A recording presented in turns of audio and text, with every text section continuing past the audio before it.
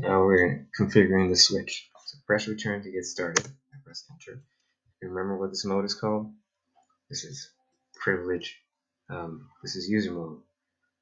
And in user mode, we're limited to what we can do. Typically, you'll be operating between privilege exec mode, which is the next mode. I'm going to navigate to the next mode, type enable. Over here, this is privilege exec mode and global config mode. So privilege exec mode is where you primarily be running your show commands, so show IP interface brief. You can run that here on a switch if it has an IP address. But a switch also has another command that you can use to see the status of the different interfaces, and that is show interface status. Show interface status. And you see whether something's connected to the interface, the interface name, or port name. So imagine you have these interfaces. You can think of them as, for instance, you have a flash drive, your flash storage device. You plug it into the USB port of your laptop. It pops up and it gives it a letter E. So this is essentially the symbol or letter E. As you would get with your flash drive. These are the unique names for the different interfaces, like a flash drive interface.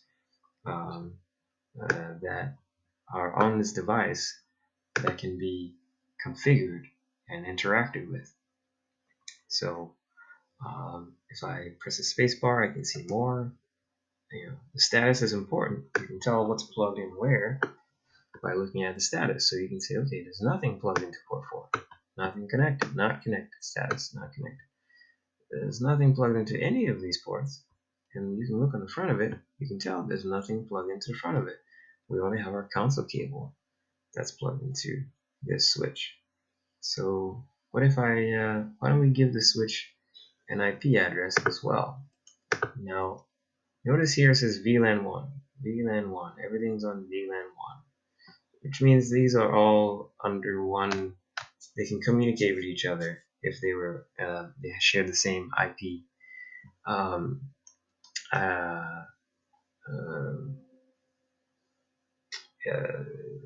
SVIs, switch virtual interface. We'll get into that later. So let's go into just follow these instructions for now, and we'll explain further. So go into global configuration mode, Conf T, and we're going to say we're going to create a virtual interface for this VLAN, virtual local area network. So I will say interface, or int for short, interface VLAN 1, and I will assign now I'm in the interface configuration mode, and I will say IP address 192, and a space 192.168.1.1. Sorry, 1.2. Router is the 1.1, so we'll give this 1.2, and subnet mask is 255.255.255.0. Press enter, and let's no shutdown. Turn it on, and change state to up. Interface VLAN change state to up, which means it's on.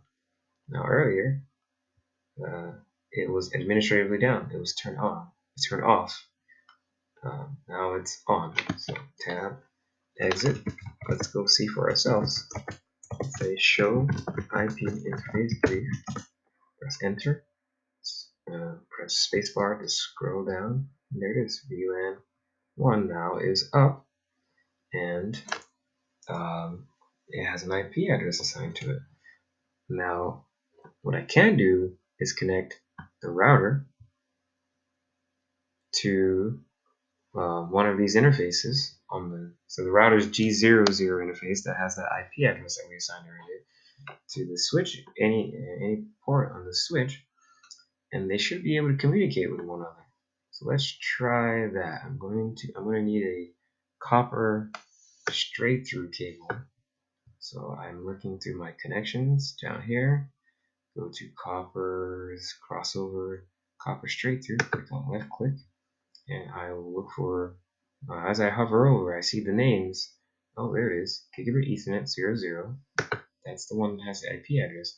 And I'm going to plug it into this Gigabit Ethernet 01. I could essentially plug it into any one of these, but this is